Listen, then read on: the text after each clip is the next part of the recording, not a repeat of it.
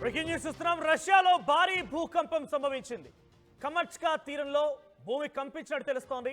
Richter scale పైన 7.7గా నమోదైంది. అయితే 6 కిలోమీటర్ల దగ్గర భూకంప కేంద్రాన్ని గుర్తించారు. సో భూకంపం రావడంతో అక్కడి ప్రకంపనలతో పరుగులు తీశారు జనమంతా. ఇదొక కోస్టల్ ఏరియా.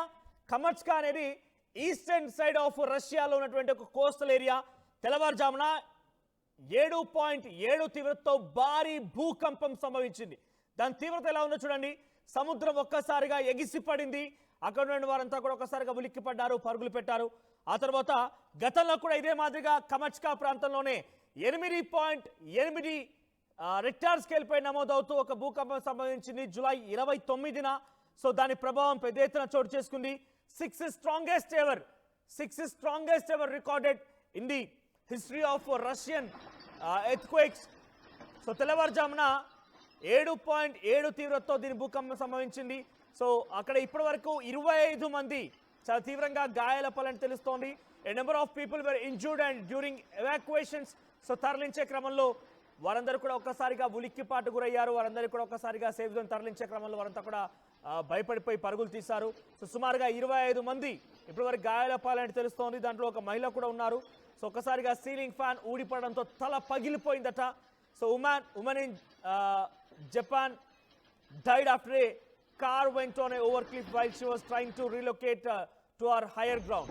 సో ఒక జపాన్ మహిళ, రష్యాలో ఉన్నటువంటి ఆ మహిళ తను కార్ డ్రైవ్ చేస్తూ ఈ భూకంపం కారణంగా ఒక్కసారిగా పైనటువంటి కొన్ని శిథిలాలు పడడంతో ఒక మరణం కూడా సంభవించినట్టు తెలుస్తోంది.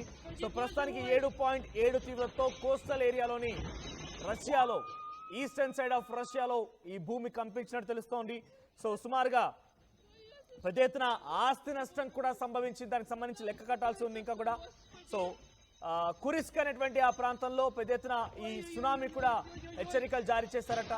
సో కమచ్కా ప్రాంతానికి సంబంధించినటువంటి తీర ప్రాంతం కాబట్టి సునామీ కూడా వచ్చే అవకాశం ఉన్నట్టుగా హెచ్చరికలు జారీ చేశారు. సో ఒక 106 స్టేర్స్ ఉన్నటువంటి అపార్ట్మెంట్ బిల్డింగ్ కూడా 90% వరకు కూడా ఒక్కసారిగా వంగిపోయింది అన్నట్టుగా తెలుస్తోంది. So the town sport was inundated and a fish processing plant was swept away.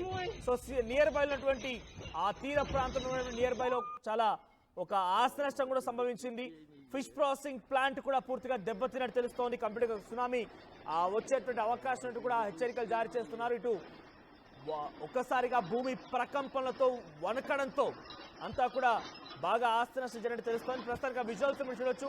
ఓ చోట తీరం వెంబడి ఒక షిప్ అక్కడ ఉండిపోయింది. ఒక బోట్ ఉంది. ఆ స్పీడ్ బోట్ మొత్తం కూడా అలలెగిసిపడడంతో కొట్టుకుపోయింది. ఆ ప్రజలంతా కూడా అల్లాడిపోయారు. ఇంకో చోట రైట్ సైడ్ విజువల్ కనబడుతోంది. ఒక ఇంట్లో, హై స్టేర్ అపార్ట్మెంట్లో ఇంట్లోని వస్తువులంతా వణికిపోవడం మనం చూస్తున్నాం. ఒక్కసారిగా వస్తువులను వణికాయి. కొన్ని సెకండ్ల పాటుగా ఇంట్లోని వస్తువులను వణికాయి. ఇంకో చోట పైన మనం విజువల్ చూస్తున్నాం. వాటర్ బకెట్లోని ఆ వాటర్ బకెట్ మొత్తం కూడా వణకడం మనం చూస్తున్నాం. సో ఒక టెంట్ ఏర్పాటు చేసుకుంటే టెంట్ మొత్తం కూడా వణికిపోతోంది. సో నియర్ బై కోస్టల్ రీజియన్లో కాబట్టి దీని ప్రభావం ఇంకా ఉండే అవకాశం తెలుస్తోంది. ఇప్పుడే జరిగింది కాబట్టి సంఘటన ఇంకా రష్యన్ అధికారులు, రష్యాకు సంబంధించినటువంటి అక్కడి ప్రభుత్వం ఇంకా దీనికి సంబంధించి ఎటువంటి తీవ్రమైన ఆస్తి నష్టం జరిగింది, ప్రాణ నష్టం జరిగిందని ఇంకా వెల్లడించలేదు. సో ఇప్పుడు అప్డేట్స్ అందుతున్నాయి. ఏదేమైనా రష్యాలో గత జూలైలో 8.8 తీవ్రతతో భూకంపం నమోదైంది. ఇప్పుడు 7.7 తీవ్రతతో 6 కిలోమీటర్ల దగ్గర భూకంపం నమోదైంది.